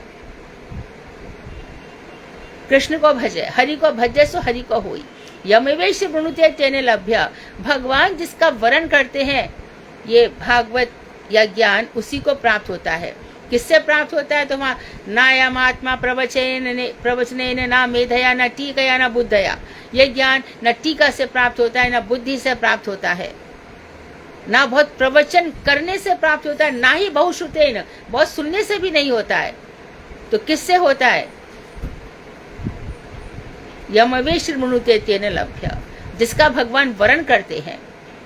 तो वरण किसका करते हैं? जो उनका है, उनका है, हर प्रकार से शरणागत हो चुका है। हर प्रकार से क्या शरणागत होते हैं? इतना दुख दे रहे हैं, इतना त्रास दे रहे हैं, एक कामना हमारी पूरी नहीं हो रही, क्या शरण लें? इससे तो और अच्छे हैं। अरे देखो ना, जो कृष्ण का भजन नहीं कर रहे हैं, क्या उनके घर में पैसा नहीं है? क्या उनके घर में नौकरियां नहीं है? क्या उनकी बेटियों की शादी नहीं हो रही? वो कृष्ण का भजन कर रहे हैं क्या? ये सब तो मिलता ही रहता है। इन सब से ऊपर उठकर, या उनके यहाँ पे तलाक नहीं हो रहे, या उनके पति पत्नी में झगड़े नहीं हो रहे, सब कुछ हो रहा है ना। लेकिन हमें क्या करना है? उन्हीं स्थितियों में, ये स्थितियां आती रहेंगी, हर जन्म जन्म पे आती रहेंगी, इसी को रोकने के लिए हमें उनका चिंतन करना है। इस जन्म में कुछ और, अगले जन्म में कुछ और, अगले जन्म में कुछ और है। ये क्या कम यातना है कि मैया के गर्भ में यहाँ टट्टी पेशाब रक्त मांस पीप सब कुछ पड़ा है, वहां पे सांस लेनी पड़ती है, दम घुटता रहता है, कभी कभी तो बच्चा अंदर ही मर जाता है। और ये जो बच्चा मर रहा है, ये कौन है? ये जो बच्चा मरता है गर्भ में, अथवा साल 2 साल का होके मर जाता है, अथवा 20-25 साल में मर जाता है, तो सोच लो उसके अंदर जीवनी शक्ति बहुत कम है। ये शास्त्र की बात है, भागवत में कहीं पढ़ लेंगे आप। उसके अंदर जीवनी शक्ति बहुत कम है। क्यों? बहुत सारे अपराध ही करके आया है। इसी प्रकार से आप देखिए, इस विषय को लंबा नहीं करना, एक मैं जरा सा वो कर रही हूँ कि किसी पे भूत पे चढ़ जाता है, तो क्या उसका तेज बहुत कम है, उसकी शक्तियां कम है। तो हमारी शक्ति इत्यादि कब बढ़ती? हमारे स्वयं के चिंतन से। हमारे चिंतन में बल होना चाहिए, हमारे ध्यान में बल होना चाहिए। तो यहाँ पर वही बता रहे कि जो चित्त सत्ता है, ज्ञान सत्ता। तो अब फिर से देखते हैं, अतएव आप अपनी चित्त सत्ता को जड़ अभिमान सत्ता से, जड़ अभिमान निकाल दो। मैं स्त्री हूँ, मैं पुत्र हूँ, मैं पिता हूँ, मैं किसी का बेटा हूँ, मैं बेटी हूँ, मैं मौसी हूँ, माँ। आप अपने जीवन में एक बार खाली 10 मिनट बैठो और आप विचार करो, मेरे मामा, मेरी मौसी, मेरी ताऊ, मेरे ताई, मेरा भाई, मेरी बहन, मेरी जिठानी, मेरी दौरानी। आप चिंतन करके देखोगे, एक व्यक्ति ऐसा नहीं था जिसने बिना स्वार्थ के आपसे बात की हो, और जब आपका स्वार्थ हो तो उसने अंगूठा ना दिखाया। एक व्यक्ति ऐसा नहीं है संसार में। और फिर हम कहते हैं कि हमारी ये मेरा पति है, पत्नी है, पति है, सब यही सब है। तो व्यास जी से भी कहा जा रहा है, देखो व्यास जी से कह रहे हैं कि आप अपना जड़ अभिमान दूर करो। तो जड़ अभिमान सत्ता से आपको क्या करना है? चित्त सत्ता, ज्ञान की सत्ता से। तो श्रीमद् भगवद गीता में ठाकुर जी ने बार बार ये कहा है कि अर्जुन, तेरा जो आसक्ति है वो ज्ञान की कुल्हाड़ी से ही कट सकती है। ज्ञान की कुल्हाड़ी से इस आसक्ति को काटा जा सकता है और किसी चीज से नहीं। तो चित्त सत्ता को जड़ाभिमान सत्या से भक्ति समाधि के द्वारा, तो आपको क्या करना है? भक्ति की समाधि अर्थात ध्यान में बैठ जाओ। ध्यान में देखो, ध्यान हो तो ऐसा हो, नहीं तो मत करो, छोड़ दो ना, मत करो, फंसे रहो प्रपंच में खूब। उसमें जब पूरा की पूरा सब जगह से प्रताड़ना मिल जाए, सब जगह से दुत्कारे मिल जाए, तब भज लेना। भजो तो ठीक से भजो। जैसे दिन रात मर मर करके हम कोई काम करते हैं, है ना। एक घर में विवाह होने दो, पागल की तरह सब लग जाते हैं सब कुछ, और जब ये हो जाता है तो अरे कहाँ भजन था, कहाँ क्या था, क्या नहीं था, सब कुछ रह जाता है। इसी प्रकार से ये हमारे जीवन का परमात्मा के साथ परिक्रमा क्या है? परिक्रमा क्या है? हमारा भगवान के साथ संबंधित तो है। जब हम 4 परिक्रमा कर रहे हैं, भगवान की एक परिक्रमा कर रहे हैं, भगवान के साथ संबंध दृढ़ हो रहा है। पग पग पर जो परिक्रमा की जा रही है मंदिर में, ठाकुर जी के साथ, महामंत्र के साथ हमारा हृदय से जुड़ रहा है, तभी तो परिक्रमा है। हरे कृष्ण हम करते चले जा रहे हैं। सुबह की परिक्रमा में रहता है विभावरी शेष आलो या हरि हराय नमः, कृष्ण आत्माय नमः। ऐसे क्यों हो रहा है ये सब? तो भगवान से जुड़ना ही परिक्रमा है। तो इस तरह से भक्ति समाधि के द्वारा इसको पृथक करो, चित्त सत्ता और जड़ सत्ता को, और चिन्मय कृष्ण लीला का दर्शन कर पाएंगे। जड़ाभिमान में कृष्ण लीला का दर्शन नहीं कर पाएगा। तो वो लोग जो ना, अरे भैया हमारे घर में कृष्ण की बड़ी कृपा हुई, क्या हो गया? लाला हुआ है। अरे हमारा गोपाल है, बस घर में गोपाल आ गया, बेटी के बेटा हो गया, हो गए 2-3 साल तो बर्बाद हो गए। इतना ही नहीं, आगे भी जा करके अरे मेरा है ही कौन, मेरा नाती का ही मेरा सब कुछ है, मेरी बेटी का बेटा ही सब, इसी में ही फंस गए। कभी जड़ाभिमान जा ही नहीं सकता, कभी नहीं जा सकता। तो इनको बताया गया भक्ति समाधि के द्वारा, और अखिल जीवों को भव बंधन से मुक्त कराने के लिए उरुक्रम अर्थात महापराक्रमशाली भगवान श्री कृष्ण की लीलाओं का अनुसंधान करें, और आप भगवान श्री कृष्ण की लीलाओं का ध्यान करें, और इससे क्या होगा, समस्त जीवों का कल्याण होगा। तो जो भागवत है भगवान श्री कृष्ण के द्वारा कही गई है। भगवान श्री कृष्ण ने स्वयं, एक ने प्रश्न पूछा था कि शंकर जी भागवत जानते हैं, ऐसा कैसे हो गया, और व्यास जी नहीं जानते, ऐसा कैसे हो गया? क्योंकि व्यास जी की भी भक्ति समाधि नहीं लगी है। व्यास जी अभी देवी देवताओं के चक्कर में पड़े हुए हैं, उन्होंने कितने सारे पुराण लिखे। उनको वहां से कहा गया कि भैया अभी श्रीमद् भागवत अमल पुराण लिखो, जिसमें माया के तीनों गुणों का अधिकार नहीं है, प्रवेश नहीं है। तो एक तीसरी परंपरा हमने कहा भी था कि जो श्रीमद् भागवत में श्री कृष्ण की प्रबंध योजना एक अध्ययन है, उसमें सब परंपराएं दी हुई हैं। स्कंद पुराण में ये परंपरा आती है, जहाँ भगवान श्री कृष्ण स्वयं शंकर जी से, विष्णु जी से और ब्रह्मा जी से, इन तीनों को भागवत सुनाई थी। आगे बता रहे हैं,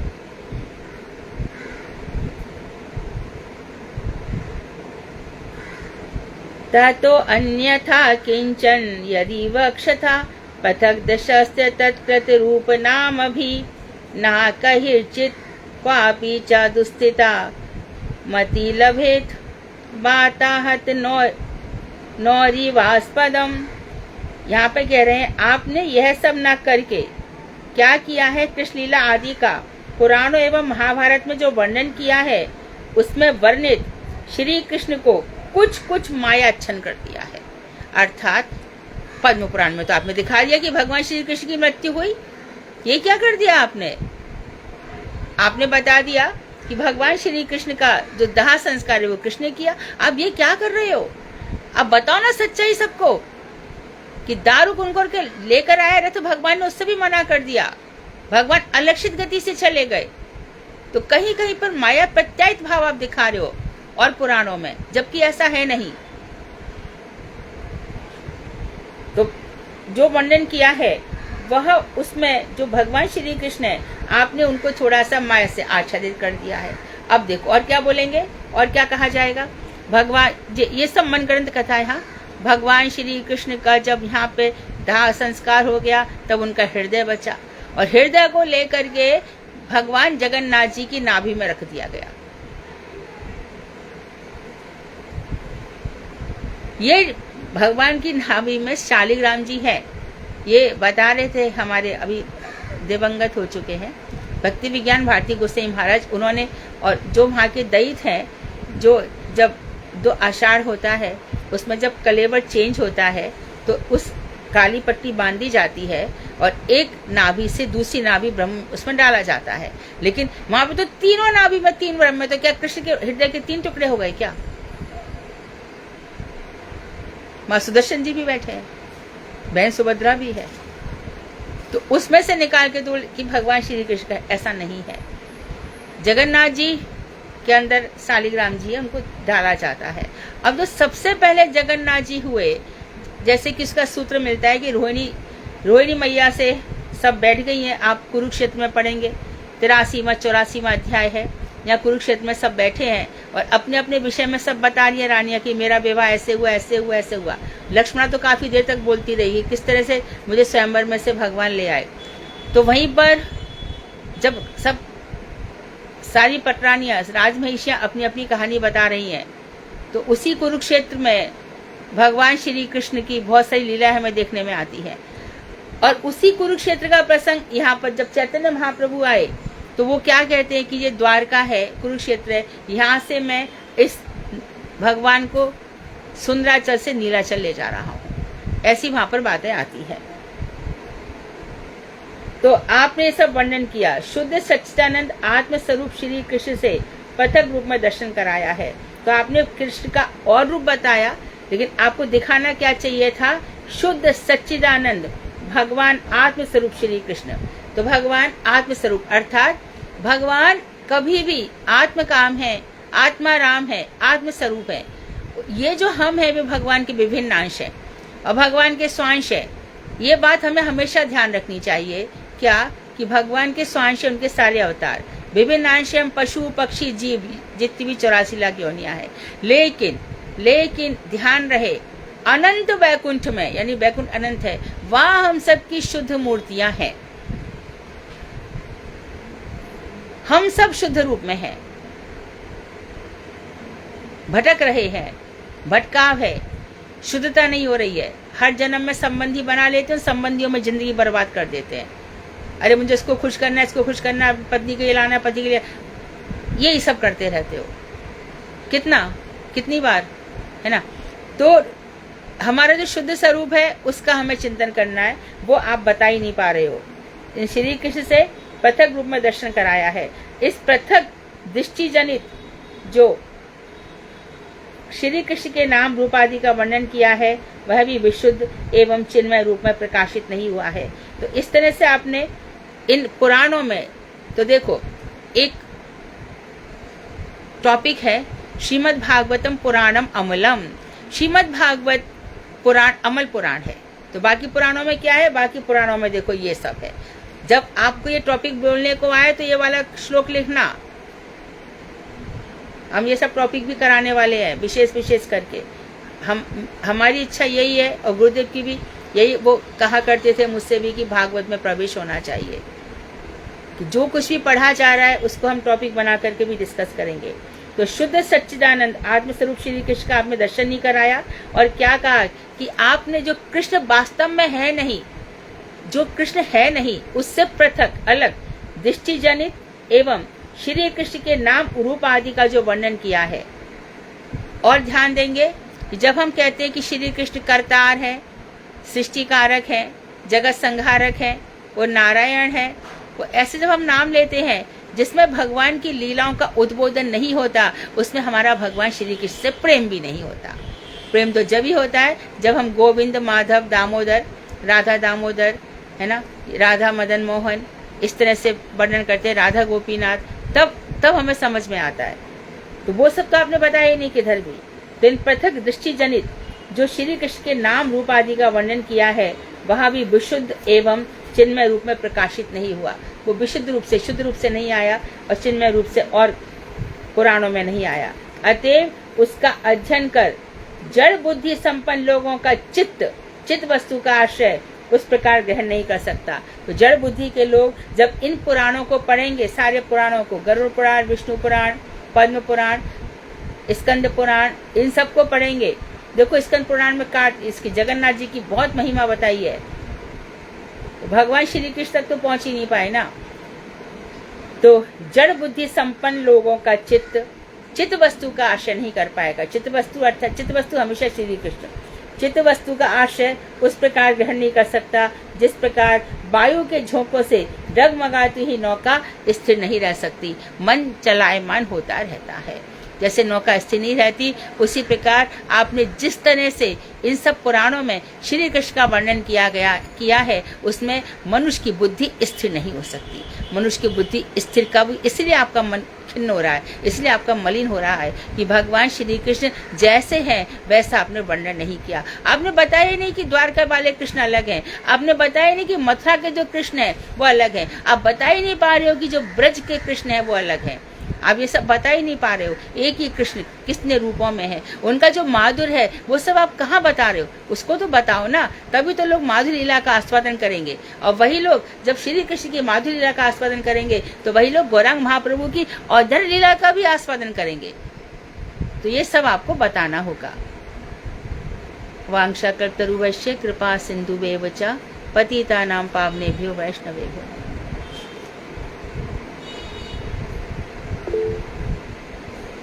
हरे कृष्णा दीदी, दंड प्रणाम। हाँ धन्यवाद दीदी। मेरे 2 प्रश्न हैं। हाँ बोलो।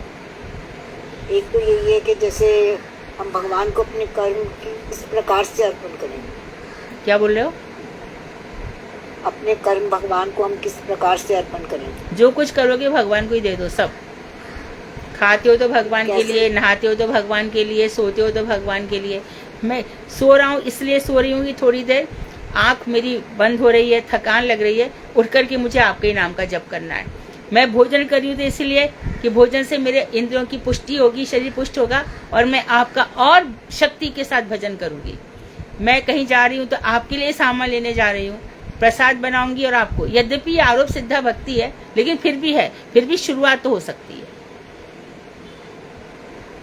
सब कुछ ही कृष्ण का हो जाएगा, होश ही नहीं रहेगा अपना। जो कुछ हो रहा है कृष्ण के लिए ही हो रहा है। एक बार ऐसी स्थिति आ जाएगी, हम जो कुछ कर रहे हैं कृष्ण के लिए कर रहे हैं। यदि कृष्ण को छोड़ करके हम यहाँ वहाँ की चकल्लस कर रहे हैं तो वो भक्ति नहीं है, भक्ति कुछ छू तक नहीं गई है। और यदि हम चर्चा कर रहे हैं, भगवान श्री कृष्ण का ही वार्तालाप कर रहे हैं, तो ये सब कृष्ण को अर्पण अपने आप ही हो जाता है। इस संसार में जो कुछ भी वस्तु है सब कृष्ण की है। जहाँ तक कि घर में दास दासी, बच्चे बच्ची सब, घर में पति है उसको भी समझो भगवान श्री कृष्ण का दास है, पत्नी है तो उसको समझो भगवान श्री कृष्ण की दासी है, बच्चे भी आए ये भगवान श्री कृष्ण ने मेरे घर में भेजे, उनके दास दासी हैं। तो हमारे अंदर कभी भी कर्ता का भाव नहीं आएगा और सब कुछ भगवान के लिए अर्पण हो जाएगा। तो दीदी एक बहुत बहुत धन्यवाद। और दीदी एक नाम गायत्री का जरा अच्छे से आप नहीं, ये मंत्र तो बिल्कुल मना किया गया है। मंत्र स्वयं ही सिद्ध होते हैं, मंत्र के अर्थ कोई भी नहीं बताता है। हाँ ठीक है दीदी। अच्छा दीदी एक मैं आज का भजन मैं बोलूंगी बाद में।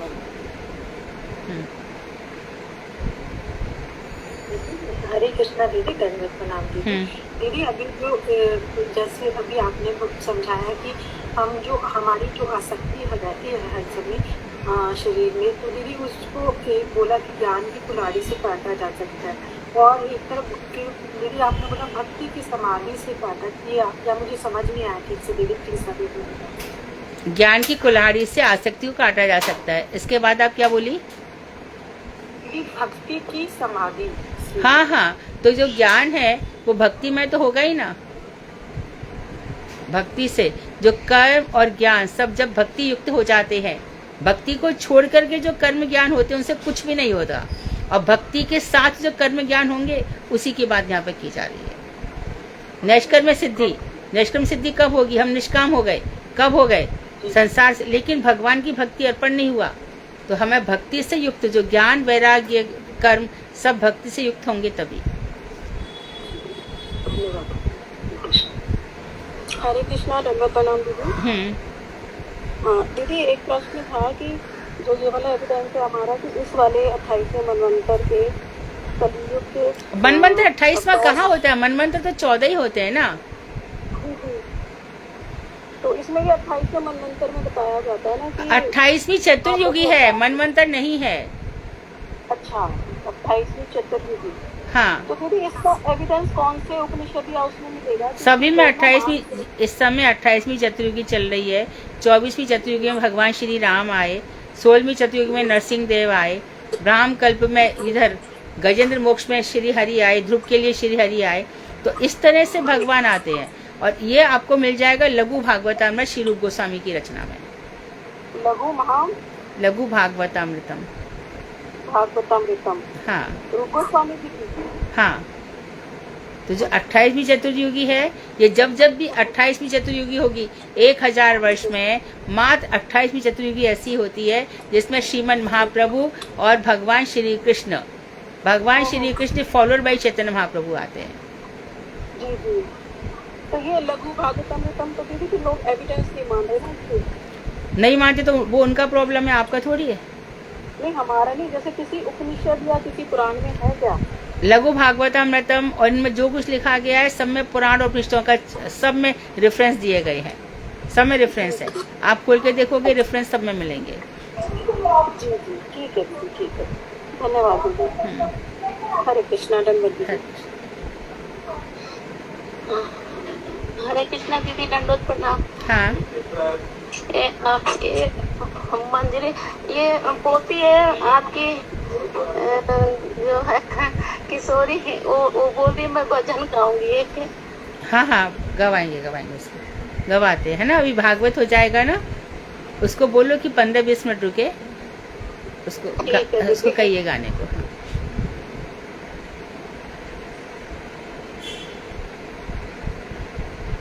कोई और प्रश्न है?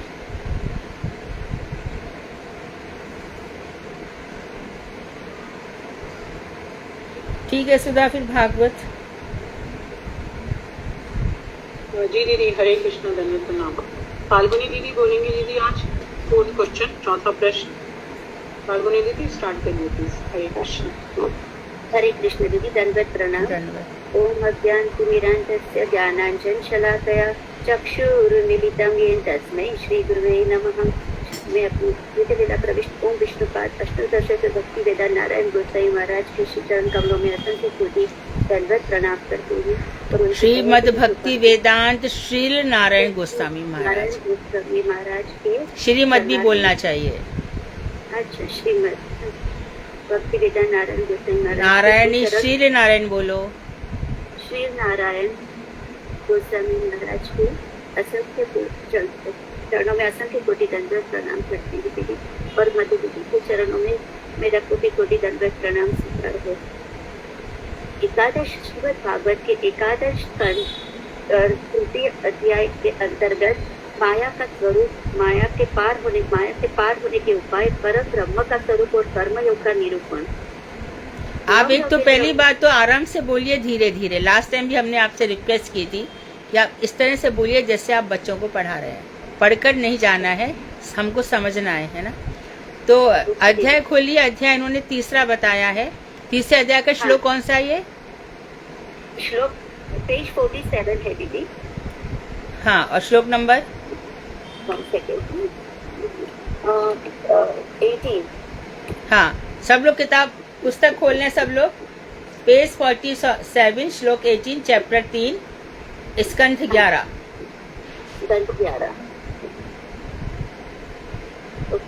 नव योगेंद्र में से 14वें योगेंद्र प्रबुद्ध जी राजा नेमित कहते हैं कि भौतिक कर्मफल बाध्य स्थूल बुद्धि मनुष्य सुख की प्राप्ति और दुख की निवृत्ति के लिए नाना प्रकार के कार्यों में प्रवृत्त होते हैं, किंतु उनके कर्मों का थोड़ा धीरे बोलो फाल्गुनी, जल्दी जा रही हो आप, थोड़ा धीरे बोलो। हाँ दीदी, नाना प्रकार के कार्यों में प्रवृत्त होते हैं, किंतु उनके कर्मों का फल सदा ही विपरीत हो जाता है। मनुष्य को इस विषय में निपुणता पूर्वक विचार करना चाहिए। और यह धन हमेशा दुखप्रद, कष्ट देने वाला तथा परिश्रम साध्य है। अगर मिल भी गया तो मृत्यु स्वरूप ही है। इस दुखदायी धन संग्रह से गृह, पुत्र, स्वजन संबंधी सब कुछ नाशवान है। इससे कभी सुख शांति नहीं मिलती। इस लोक में और परलोक में भी समान व्यक्ति के प्रति स्पर्धा एवं ईर्ष्या देखे जाती है। दोनों ही लोगों के भोग एवं भोग्य वस्तुएं क्षणस्थायी एवं ध्वंसशील है। इसलिए जीवों के परम मंगल, शाश्वत कल्याण को जो जानने के इच्छुक व्यक्ति को शब्द ब्रह्म एवं पर ब्रह्म विषय में निष्णात गुरु के शरणागत होना चाहिए। गुरु का चित्त शांत तथा प्रपंच के विषयों में अनासक्त होना चाहिए। ऐसे श्री गुरुदेव को अपना परम हितकारी बांधव और परमाराध्य हरि का स्वरूप जानकर उनका निरंतर निष्कपट भाव से अनुगमन करना चाहिए तथा जिस धर्म के अनुष्ठान से अपने को भी देने वाले श्री हरि संतुष्ट हो जाते हैं, उससे उस भागवत धर्म की अर्थात भगवान को प्राप्त कराने वाले भक्ति के साधनों की शिक्षा उनसे ग्रहण करनी चाहिए। फिर जीवों को देह, पुत्र आदि समस्त विषयों में चित्त की अनासक्ति, तत्वविद और अपने प्रति प्रीति युक्त साधुओं का संग, अपने से छोटे प्राणियों के प्रति यथार्थ दया, तुल्य व्यक्तियों के प्रति मित्रता और अपने से उत्तम पुरुषों के प्रति विनय की निष्कपट भाव से शिक्षा ग्रहण कर उसका अभ्यास करना चाहिए। इसके बाद मिट्टी, जल आदि से बाह्य शरीर की पवित्रता, तप तथ्य 6 विकारों के त्याग से भीतर की पवित्रता, क्षमा, मौन, स्वाध्याय, सरलता, ब्रह्मचर्य, अहिंसा तथा शीत उष्ण, सुख दुख आदि द्वंद्वों में हर्ष विषाद से रहित होना चाहिए। सर्वत्र अर्थात समस्त देश काल वस्तुओं में सच्चित स्वरूप से आत्मा वस्तु का और नियंता रूप से ईश्वर वस्तु का अनुसंधान, एकांत सेवन, गुहादि विषयक अभिमान शून्यता अर्थात ये घर मेरा है ऐसे भाव से रहित होना चाहिए। निर्जन स्थान में पतित शुद्ध वस्त्र खंडिया विशुद्ध पलकल आदि को पहनना, बिना परिश्रम के लब्ध वस्तु मात्र से संतुष्ट रहना सीखना चाहिए। भगवत विषयक शास्त्रों में श्रद्धा होनी चाहिए। दूसरे किसी भी शास्त्र की निंदा न करना, मन वचन और कर्म का संयम करना चाहिए। सत्य तथा शम, भगवान में निष्ठा बुद्धि, दम, अंतःकरण एवं इंद्रियों के दमन का अभ्यास करना भी सीखना चाहिए। भगवान की लीलाएं, जन्म, नाम, कर्म और गुण दिव्य है। उन्हीं का श्रवण, कीर्तन, ध्यान करके अपने समस्त कर्मों का अभ्यास करना चाहिए। अपने समस्त विषयों को भगवान को समर्पण करके इस प्रकार श्री कृष्ण के आश्रित महाभागवतों की सेवा करना चाहिए। उन भगवत भक्तों के साथ मिलकर भगवान श्री कृष्ण के पवित्र यश, लीला, अनुक्षण, कीर्तन, आत्मा का अनुराग, संतुष्ट रहना, ये सब शिक्षा ग्रहण करनी चाहिए। इस प्रकार भगवत प्रेमी पुरुषों को आनंदोत्फुल्ल होकर श्री हरि का स्मरण करना चाहिए और दूसरों को भी कराना चाहिए। साधारण संसारी लोगों में मैं, मेरा, आत्मबुद्धि होने की विलक्षण चेष्टाएं होती है। वह इस अवस्था में निरंतर भगवान नहीं मिले तो क्या करूं, कहाँ जाऊं, किससे पूछूं, कौन उनकी प्राप्ति कराए, कब कहते रहते हैं और कभी रोते हैं, कभी हंसते हैं। भगवान का दर्शन कर आनंद में कभी मग्न हो जाते हैं, कभी अपने आप वार्तालाप करते रहते हैं, कभी नाचकर वो रिझाते भी हैं और कभी गीत गाकर प्रसन्न भी करते हैं, कभी उनकी लीलाओं का अभिनय करते हैं। इस प्रकार श्री हरि का साक्षात्कार प्राप्त कर शांत एवं मौन रहते हैं। भागवत धर्म की शिक्षा के अभ्यास करने वाले को उस शिक्षा के प्रभाव से प्रेमा भक्ति की प्राप्ति होती है। वह प्रेमी श्री कृष्ण परायण होकर दुष्कर माया को अनायास ही पार कर जाते हैं। कृपा सिंधु पतितानां पावनेभ्यो वैष्णवेभ्यो। ये जो कुछ बताया गया ये सिंपल ही था और हम लोग रोज ही इसको पढ़ते हैं। तो अब तक हमारे 4 प्रश्न हुए। पहला प्रश्न क्या था? अभी से जीवों का परम कल्याण क्या है? हाँ, तो शॉर्ट में बोल दो फटाफट, याद हो गया होगा अब तो तुम्हें, जल्दी बोलो। दीदी एक तो ये है कि है ना, हमें ये भगवान की भक्ति करनी चाहिए और दूसरी बात कि हमें जो भी अपनी ये दिनचर्या करनी चाहिए, भगवान ये दंत धावन या अपना जो नित्य कर्म करना चाहिए वो भगवान की भक्ति के लिए होना चाहिए, भगवान की भक्ति के लिए होना चाहिए। और दीदी और यही बात है, यही हमारा कारण है कि हम यही बताते हैं कि हम कितने प्रपंच में फंसे हुए हैं। आपको 2-3 दफे बुलवाया गया, याद करवाया गया, उसके बाद भी आपको बिना देखे आप बोल नहीं सकते।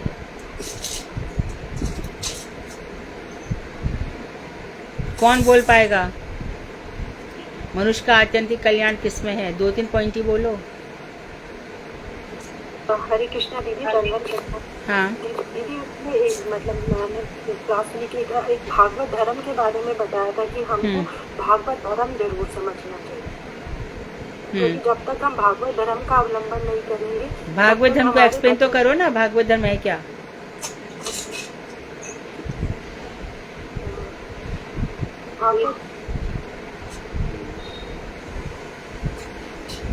भक्त बुद्धि से विपाप से जो व्याकुल जीव है, जब वो अच्युत की सेवा करता है तो अच्युत की सेवा करने से जो भाव उत्पन्न होते हैं वो भागवत धर्म है, वो भागवत सेवा है। क्यों? क्योंकि वो संसार से ऊपर उठने का प्रयास कर रहा है। जिस गृहस्थ में, जिस संसार में वो फंसा हुआ है, उस प्रपंच से निकलने का प्रयास कर रहा है। क्यों? क्योंकि उसको समझ में आ जाता है कि प्रपंच उसके साथ नित्य नहीं रहेगा। नित्य क्या रहेगा? आत्मा और परमात्मा का संबंध। जब जीव ये समझना शुरू कर देता है कि जो नित्य संबंध है मुझे उसी को समझना है, उसी को आगे बढ़ने का प्रयास करना है, तो द्वितीय अभिनिवेश वहाँ खत्म हुआ और क्या शुरू हुआ? नित्य सेवा, नित्य धर्म, आत्मा और परमात्मा का नित्य संबंध। ये हो गया। ये पहला प्रश्न था, परम कल्याण का स्वरूप क्या है। दूसरा प्रश्न रूबी दीदी ने बोला था महाभागवत पुरुष के लक्षण। इसमें कनिष्ठ, मध्यम और श्रेष्ठ वैष्णव के बारे में बताया था। रूबी दीदी आप हो तो आप 2 मिनट में समझा सकते हो। आप हो दीदी क्लास में? हाँ, हरे कृष्णा दीदी। क्या कहते हैं, जो उत्तम वैष्णव होते हैं, वो जो उत्तम वैष्णव होते हैं दीदी, वो हर प्राणियों में अपने आराधी को देखते हैं, और जो मध्यम वैष्णव होते पूरा हैं सेंटेंस वो करो। सब में आराध्य देव को देखते हैं और भगवान में सबको देखते हैं। हाँ, भगवान मतलब हर मनुष्य में भगवान को ही देखते हैं, जो उत्तम वैष्णव होते हैं। और जो मध्यम वैष्णव होते हैं वो ईश्वर से प्रेम करते हैं, और जो मित्र होते हैं उससे मित्रता करते हैं, और जो भजन नहीं करते उनकी उपेक्षा करते हैं, और मगर फिर उन पे कृपा भी करते हैं। और जो कनिष्ठ वैष्णव होते हैं वो भगवान को तो मानते हैं मगर भगवान की भक्तों को नहीं मानते थे। दीदी ने बताया था कि कनिष्ठ वैष्णव क्या है, वो बहुत ऐश्वर्य लुटाते हैं, धन दौलत बहुत देंगे मठ मंदिरों में, हमारा यश हो, हमारा नाम हो, मगर उनका भजन लेस मात्र भी नहीं होता है। उनका भगवान पे ये सब पे जालो।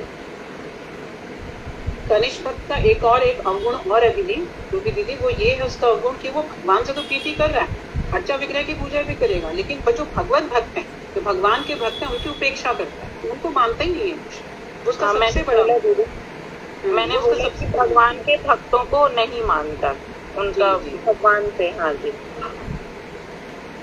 चौथा प्रश्न क्या था? तीसरा दीदी। हाँ, सर्वशक्तिमान परमेश्वर जो है श्री हरि की जो माया है उससे ब्रह्मादि बड़े बड़े मायावियों को भी मोहित कर देती है। उसके विषय में निमि महाराज जानना चाहते हैं और कहते हैं, मैं स्वयं भी संसार ताप में निरंतर दग्ध हूँ, और हालांकि मैं आपसे हरि कथा का श्रवण करता हूँ, लेकिन उससे भी मेरी तृप्ति नहीं हो रही है। तब तीसरे योगेंद्र अंतरिक्ष जी कहना शुरू करते हैं कि जो हमारे भगवान हैं, आदि पुरुष हैं, और उनके बल पर ही वो समस्त भूतों के कारण होते हैं। कारण स्वरूप होकर वो श्वांशभूत जीवों के विषय भोग, परलोक गमन, आत्मा की मुक्ति एवं प्राण की सृष्टि करते हैं, और यही भगवान की गुणमयी माया है। फिर पंच महाभूतों के द्वारा बने हुए देवादियों के शरीर में उन्होंने अंतर्यामी रूप से प्रवेश किया है। वे मन के रूप में रहते हैं, और बाद में 10 हमारी जो इंद्रियां हैं, 5 ज्ञानेंद्रियां और 5 कर्मेंद्रियां, इनके रूप में विभाजित होकर जीव को भोग कराते हैं।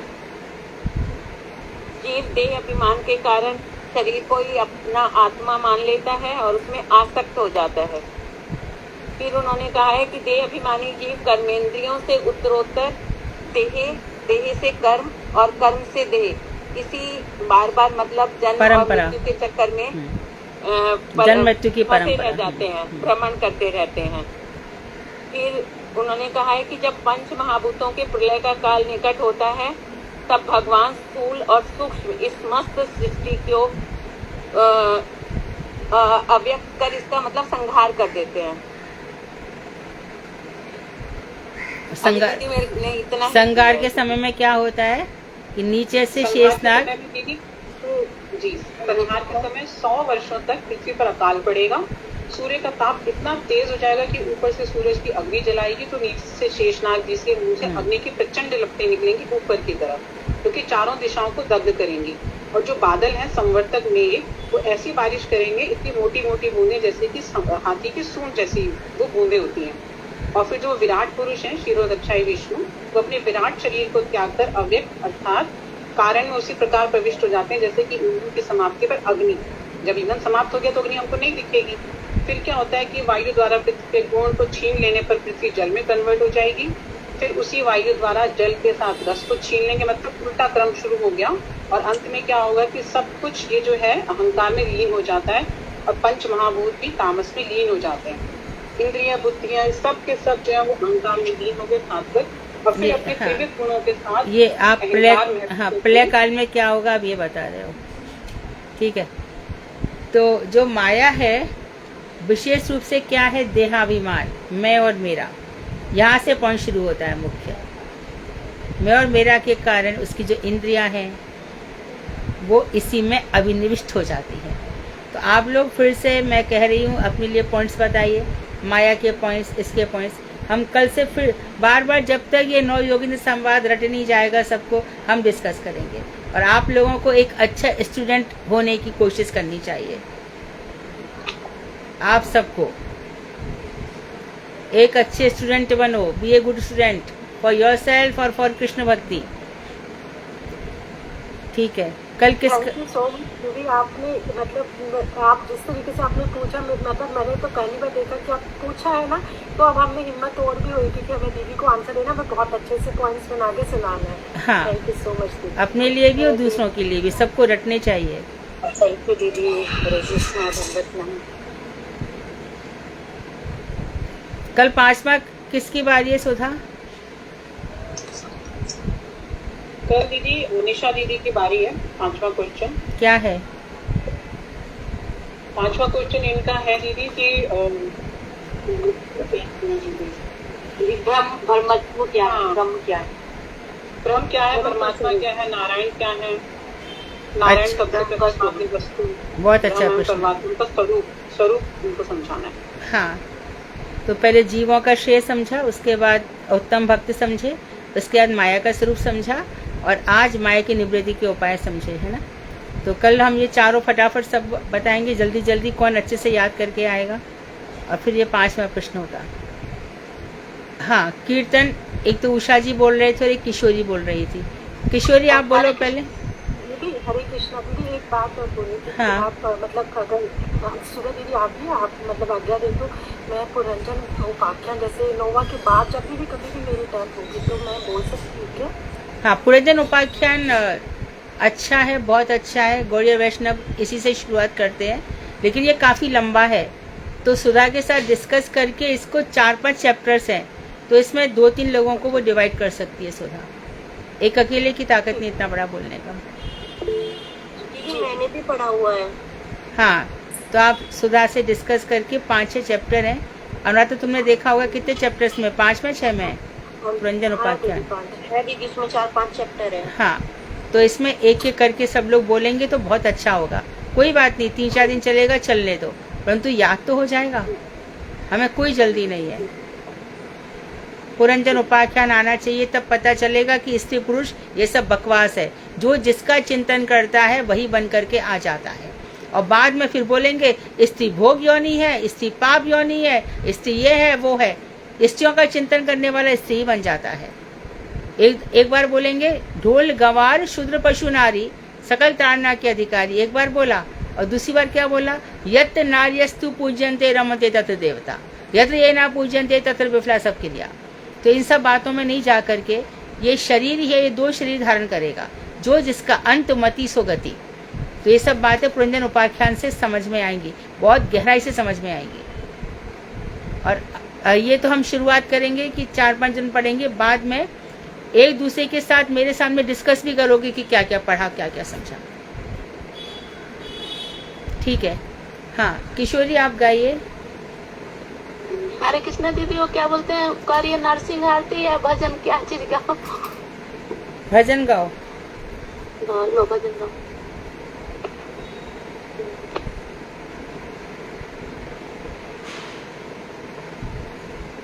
नंदन तुमको अंदन रखते सबकी लाल, सबके स्वामी अंतर्यामी पूरन कीजिए काल। मन मंदिर में सजे बिहारी,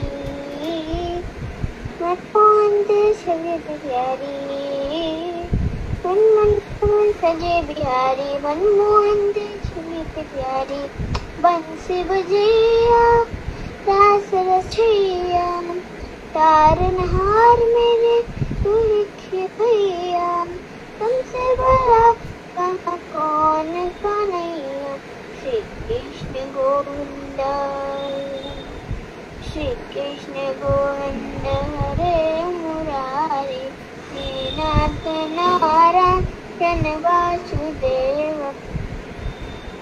सीता परम्पर प्रभु माँ छोड़ावे, तुम सागर से भक्ति मैया तुम पार लगावे। तू देखो सहारा, तू पासुरिया, हे नाथ सियाम, तू नंद पिलारा, तेरी भक्ति मैया दिल से खाता, छही कृष्ण गोविंद श्री कृष्ण गोविंद हरे मुरारी नाथ नारायण वासुदेव। ठीक है, अच्छा है। अभी अपनी माँ के साथ बैठ करके ना गौड़ीय गीति, हरे कृष्णा, गौड़ीय गीति गुच्छ में से बंगाली गीत भी पढ़ना शुरू करो, है ना? दीदी अभी इसको नरसिंह आरती और जैसे मंगला आरती ये सब कुल में याद करवा रही हूँ। हाँ, अच्छा, आवाज इसकी अच्छी है, बहुत अच्छी आवाज है, इसको याद कराओ। नरसिंह आरती वगैरह इसी से करवाती हूँ, प्रणाम मंत्र भी बुलवाती हूँ इससे। इन सब को पढ़ने से क्या होगा कि मेधा, बुद्धि बहुत शुद्ध हो जाती है और बच्चों के संस्कार जीवन में अच्छे रहते हैं, इसलिए सिखाना ही चाहिए। अब आपने नाम दिया है किशोरी, बड़ा खुश होती है आपको देख करके। कहती मधु दीदी है, मैं कोई बोल रही थी मैं गाऊंगी, मैंने कहा चलो गा लो। हाँ, बहुत अच्छा है, बहुत अच्छा है। ठीक है, कीप इट अप किशोरी, है ना?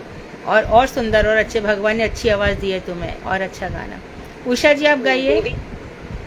दीदी चारू की बेटी की याद आ गई। चारू की बेटी ने भी बहुत सुंदर गाया था। हाँ, उसकी याद आ गई। दीदी मैंने ना महाराज जी के सामने में एक भजन बनाया था, तो महाराज जी ने तो बड़ा अच्छा हो गया था, वही थोड़ा सा मैं सुनाऊंगी, क्योंकि अब मैं तो ज्यादा इतना बोल नहीं सकती, क्योंकि मेरी थोड़ी तबीयत। आप इतना बोलने से अच्छा आप भजन सुनाओ। चुप। हाँ। बड़ा प्यारा मेरा गुरु दरबार सजनी, बड़ा प्यारा मेरा गुरु दरबार सजनी, जहाँ डोले है नारायण महाराज सजनी, जहाँ बोले नारायण महाराज सजनी, ऐसा गुरु दरबार मेरा प्यारा सजनी, जहाँ संत रसिक नित डोला करे, जहाँ संत रसिक नित डोला करे, जहाँ राधे राधे राधे नित बोला करे, सतगुरु प्यारे पे जाऊं बलिहार सजनी, बड़ा प्यारा मेरा गुरु दरबार सजनी, जहाँ रमण बिहारी सदा विराज करे, जहाँ रमण बिहारी ने विराज करे, जहाँ सेवा में भगत सदाई रहे, सब पे रोम रोम पे नाम रहे, जहाँ रोम रोम हरि गुण गाए सजनी, बड़ा प्यारा मेरा गुरु दरबार सजनी, गुरुदेव की कृपा का कहना ही क्या, गुरुदेव की कृपा का कहना ही क्या, संग वैष्णव सेवा में रहना सदा, संग वैष्णव सेवा में रहना सदा, सबको ऐसा ही मिला गुरु द्वार सजनी, सब पे जाते हैं गुरु बलिहार सजनी, बड़ा प्यारा मेरा गुरु दरबार सजनी, मेरी आशा मुझे ब्रजवास मिले, मेरी आशा मुझे ब्रजवास मिले, मेरे द्वारे की सेवा मुझे खास मिले, मेरे जीवन यही आधार सजनी, यहाँ युगल से सविकार सजनी, बड़ा प्यारा मेरा गुरु दरबार सजनी। ठीक है, बहुत सुंदर। तो फिर कल मिलते हैं। वांगशकल्पतरुवैश्य कृपा सिंधु वेवच पतितानां पावनेभ्यो वैष्णवेभ्यो नमः। हरे कृष्णा, धन्यवाद।